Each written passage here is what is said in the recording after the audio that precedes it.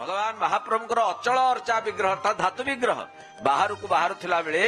महाप्रभुंकर सचल महाप्रभु निजे जगन्नाथ सचल होइकिरी चलंती प्रति माने चल प्रचल होइकिरी महाप्रभु छेचा कचा खाई खाई किरी पहंडी रे चली चली किरी महाप्रभु लोकमान सह मिसी समस्त आनंद मुक्ति एवं शिक्षा देवा पाई ए रथ यात्रार आयोजन आपण माने देखिबे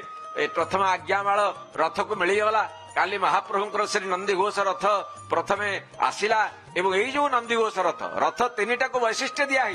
आपण माने देखिले गत काली नंदीघोष रथ प्रथमे आग आड़ी गड़िकी आसिला एवं महाप्रभुंकर सिंह द्वार लगिला एवं प्रथम आज्ञामाल होची महाप्रभुंकर आविर्भाव कारण यदि जगन्नाथ महाप्रभुंकर आविर्भाव होता है से आविर्भाव प्रथम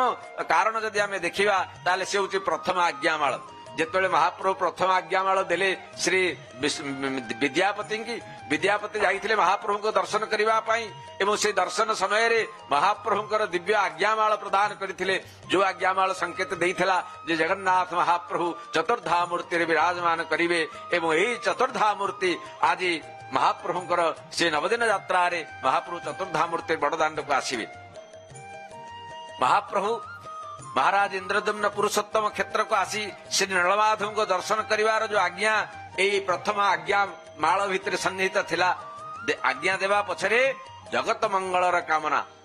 ए आज्ञा माल माध्यम रे आज्ञा बा निर्देश नामा महाप्रभु काली आज्ञा देले हे रथत्रय तुम माने समस्त आसिक मो द्वार उपस्थित हुओ सिंह द्वार उपस्थित हुओ मु आसंता काली यात्रा करी आपण माने देखिबे महाप्रभुंकर वर्ष के थरे गोटे गाड़ी चढ़ती से यात्रा जो दिन जाती से यात्रा को कार फेस्टिवल बोली इंग्लिश रे कहा जाए यही जो कार टी यही जो रथटी ये केते दाम क्या रथ हो महाप्रभु जो रथ रे बसंती केमिति न हव अरे ये पूरा जगत नियंता ये पूरा कोटि ब्रह्मांडर मालिक तेणु तांको पे जो कार टी तैयारी हेची तांको पे जो रथटी निर्माण हेची से रथ कोटि कोटि टंकार रथ महाप्रभु एत ऐश्वर्यशाली जे ए रथ रे गोटे थर चढ़िबे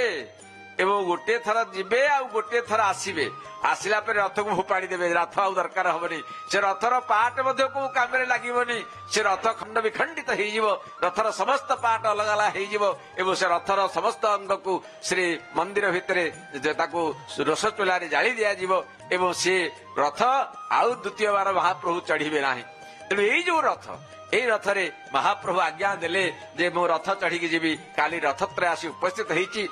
आज भितरे आपण माने देखिबे आनंद बाजार भितरे जो चाहणी मंडप अच्छी सेठी महाप्रभुंकर आज रथ प्रतिष्ठार कार्य क्षत्रिय ब्राह्मण मान द्वारा चली एवं सेठी विभिन्न प्रकार क्षत्रिय ब्राह्मण माने बसचंती ब्राह्मण माने बसी महाप्रभुंकर ए दिव्य रथर प्रतिष्ठा कार्य संपादन करबा पई सन्निवेशित होइछत ये रथर भगवान महाप्रभु जगन्नाथ होउचंती स्वयं परम ब्रह्म परमात्मा परमेश्वर तेणु तांकर प्रतिष्ठा नहीं केवल श्री ब्रह्मा आसीथिले श्री मंदिर प्रतिष्ठा करथिले एवं मंदिर प्रतिष्ठा कर सारा पर महाप्रभु को सिंहासन उपरे विराजमान करथिले आपण माने देखिबे ए जो आपण माने गोटे सुंदर चित्र देखुचंती महोदधी तटरे महाप्रभुंकर समस्त जिनिस होउची महा शब्द रे आपण देखिबे महाप्रभुंकर गोटे नाम होची महाबाहु एवं महाबाहुंकर ये जो चित्र आप देखुंट ये होती 101 कलारे प्रत्येक गोटे गोटे जगन्नाथ मूर्ति तैयारी करी पद्मश्री सुदर्शन बाबू बनईचंती एवं आज जगन्नाथ महाप्रभुंकर बड़दाण्ड सफेई चली एवं आपण माने देखुंट टिके टिके अल्प अल्प धारा वर्षा होउची ये वर्षा नुह ये तो इंद्रदेव निजको कृतार्थ माने करुचंती निजको धन्य धन्य माने करुचंती 33 कोटि देवता बड़दाण्ड रे उपस्थित होइचंती महाप्रभुंकर दर्शन करिवे आपण माने देखिवे ये जो आज महाप्रभुंकर यात्रा हबो ये यात्रा रे आपण देखिवे ए रथत्रय दारु ब्रह्मंकर आसन विग्रह ए रथ केवल काठर रथ वा साधारण रथ नुहंती ए रथत्रय स्वयं दारु ब्रह्मंकर आसन विग्रह स्कंद पुराण उत्कल खंड रे मने पड़ुची 25 अध्याय रे वर्णना होती निखिल जगतर आसन बा आधार से स्वयं आसन विग्रह बा रथ एणु जगन्नाथ ही तांकर जान अटंती कारण तांको ठारू भिन्न आउ किछि आधार रूपक जान नाही जे जगन्नाथ को बसई कि नव एणु रथ ही जगन्नाथ आउ ଠାକୁର ମାନଙ୍କୁ ବସ୍ତ୍ରଭୂଷଣରେ ସୁସଜ୍ଜିତ କରି ଅର୍ଥାତ୍ ପ୍ରଭୁ ନୀଳାମ୍ବର ଏଣୁ ନୀଳବର୍ଣ୍ଣ ସହ ଅର୍ଥାତ୍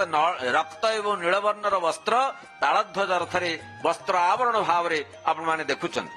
ସେହିପରି ରଥର ଆୟୁଧ ଭାବରେ ହଳମୂଷଳ ମହାପ୍ରଭୁ ଧରିବେ। ସେହିପରି ନନ୍ଦିଘୋଷ ଓ ଦର୍ପଦଳନ ରଥ ମଧ୍ୟ ପ୍ରଭୁଙ୍କର ବସ୍ତ୍ର ସହିତ ସମାନତା ହୋଇଥାଏ। ଏଣୁ ଚତୁର୍ଦ୍ଧା ମୂର୍ତ୍ତିଙ୍କୁ ଦର୍ଶନ କଲେ ସ୍ପର୍ଶ କଲେ ଯେଉଁ ଫଳ ରଥମାନଙ୍କୁ ଦର୍ଶନ କଲେ ସମାନ ଫଳ ମିଳେ ବୋଲି ଆମର ଶାସ୍ତ୍ରରେ ବର୍ଣ୍ଣିତ ଅଛି। ଏବଂ ସାଧାରଣ ଭାବରେ ଆପଣ ଦେଖିବେ ଯେତେବେଳେ ରଥରେ ବସିକରି ରାମ ଲକ୍ଷ୍ମଣ ସୀତା ଯାଉଥିଲେ ଏତେବେଳେ ସାରଥୀ ସୁମନ୍ତ୍ର ରଥକୁ ବୋହିକିରି ନଉଥିଲେ। ସେଇଭଳି ଏ ତିନି ରଥରେ ତିନି ଜଣ ସାରଥୀ ମଧ୍ୟ ସଜ୍ଜୀଭୂତ ହେଇକିରି ବସିଛନ୍ତି ଏବଂ ସେ ମଧ୍ୟ ରଥକୁ ଟାଣି ନେବା ପାଇଁ ପ୍ରସ୍ତୁତ ହେଇକିରି ରହିଛନ୍ତି। ଏବଂ ଏ ରଥ କଥା ଯଦି ଆପଣମାନେ ଦେଖିବେ ଏ ରଥରେ ଆପଣଙ୍କ ତାଳଧ୍ୱଜ ରଥ କଥା ଆପଣ ଦେଖିବେ ରଥର ନାଁ ହେଉଛି ହଳଧ୍ୱଜ ବା ଲଙ୍ଗଳ ଧ୍ୱଜ। Shri Shri University.